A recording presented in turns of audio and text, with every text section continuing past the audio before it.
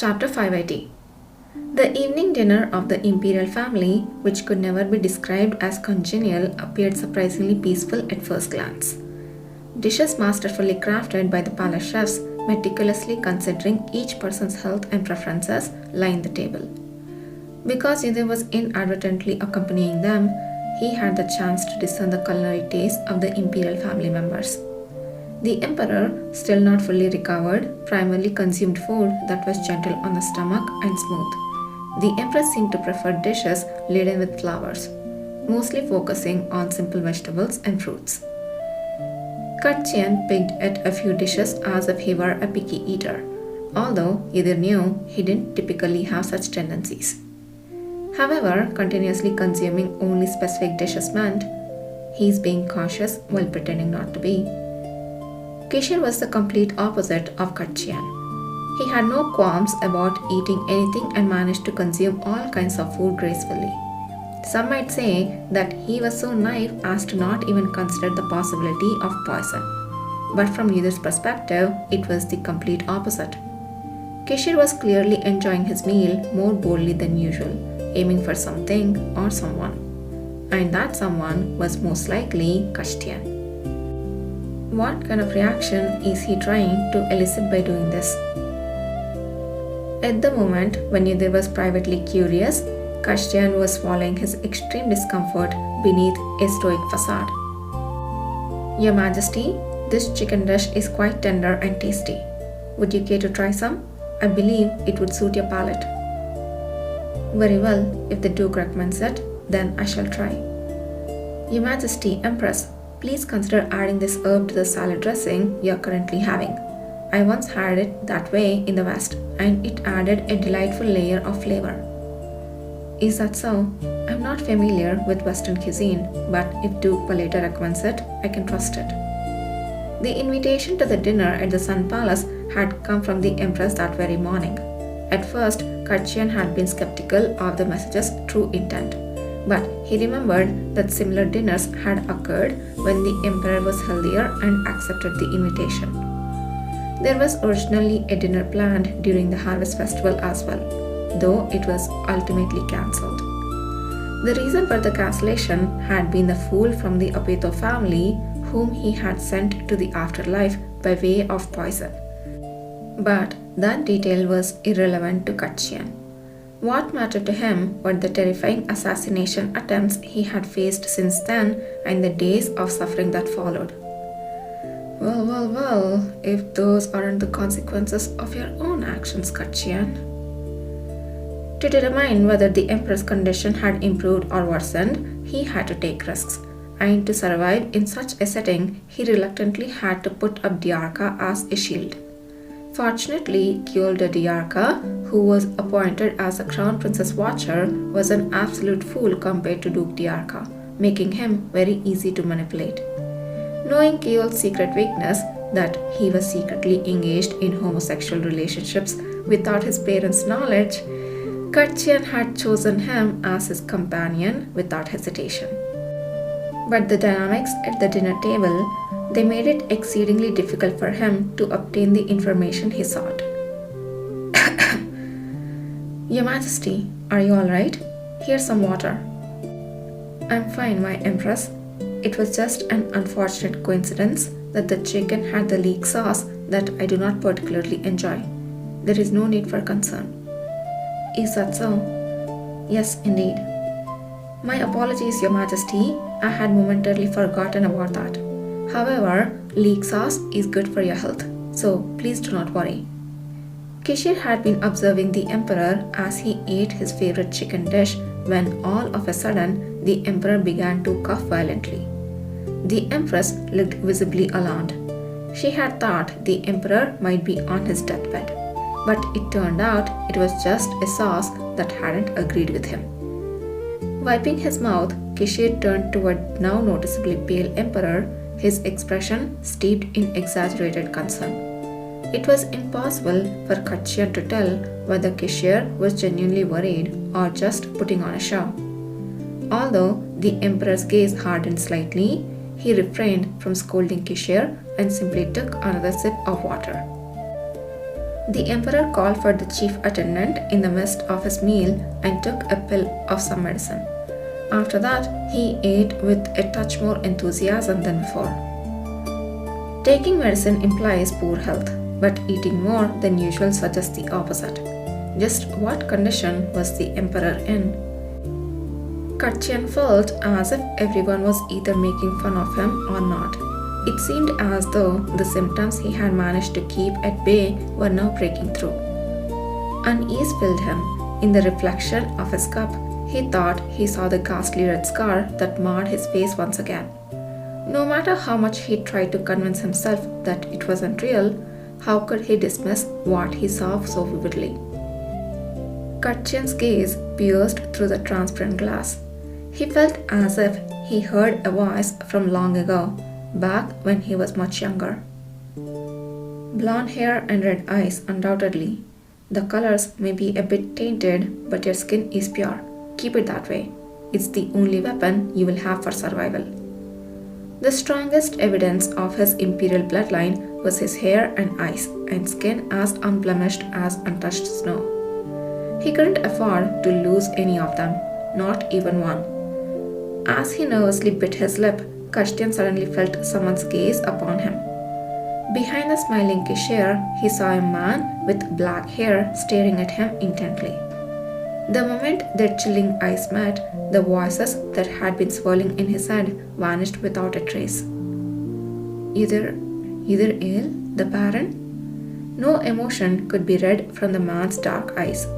They were disturbing, as impenetrable as darkness, yet strikingly captivating.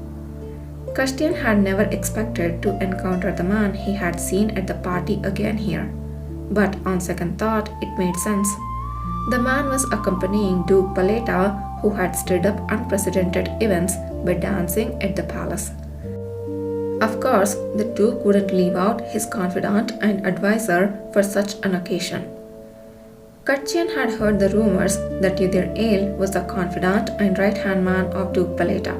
At first, he found it laughable, but after seeing the man dance in the arms of Duke Paleta at the party and then stand defiantly even in front of Duke Diarca, Kashtian changed his mind completely. Despite his humble background, the man acted as if receiving Duke Paleta's attention was his birthright. Even Duke Diarca was humiliated in front of him, appearing no different from any other. It was truly odd. Yudir Ale's abilities were already proven by the massive monster head displayed in the Sun Palace. But was his unapologetic confidence also part of those abilities, or did he possess something more that was hidden? Kashtian couldn't tell, and that uncertainty only deepened his interest in the man. What if he could make him his own? Dream on, dude, dream on. What if he could make him his own? How would it feel to see a scene like today's, but this time with Yudir Ale in his own grasp, being the one shaken and stirred? Could he not overcome obstacles like the bothersome Duke Paleta and the suffocating Duke Diarca? It was a thought that naturally came to mind. Your Highness, Crown Prince? At that moment, Kishir called out to Kashtian. His voice carried a peculiar weight, making it impossible not to look at him. Simultaneously, their brief eye contact was averted, as if Kishir had never been looking at Katian in the first place. When will you answer the question I just asked? Kishir asked with a smile. However, Kashtian felt a little embarrassed because he couldn't remember what Kishir had said. He looked back at Kiol, who stood behind him, for some assistance, but Kiol was of no help, simply offering a clueless expression as if he didn't know why he was being looked at. To think that such a fool who can't even offer a helpful word in situations like this is a knight escort. Grinding his teeth, Kashtian responded politely. After all, being distracted during a meal was a breach of etiquette. I apologize, but I didn't hear you. What did you say? It's alright. In hindsight, it wasn't such an important question. I anticipated that you might not find this gathering particularly pleasant, Your Highness. Perhaps my conversation has been rather dull. Could Duke Paleta really employ such a tactic, skillfully lowering himself to attack his opponent? A mix of suspicion and discomfort stirred within Christian's mind. Even when others considered Duke Paleta to be inconsequential, he had never let his guard down. While Kishir Lahore often seemed devoid of thoughts, Christian knew that was hardly the sum of the man. After becoming the crown prince, Christian had heard stories about Emperor and Kishir's past as a prince from the courtiers. Unlike the public's opinion that painted Kishir as a wastrel, many long-standing courtiers held an absolute faith in the second prince who became a duke. This odd faith held by people within the palace was something outsiders would never understand. Having been groomed to become the new emperor, Christian had always felt a sense of crisis and defeat within the bonds of those courtiers. Was it because he had experienced such feelings too many times even before properly meeting Duke Paleta? Even after meeting Kishir in person, Christian frequently felt that Kishir was not as thoughtless as he appeared to be.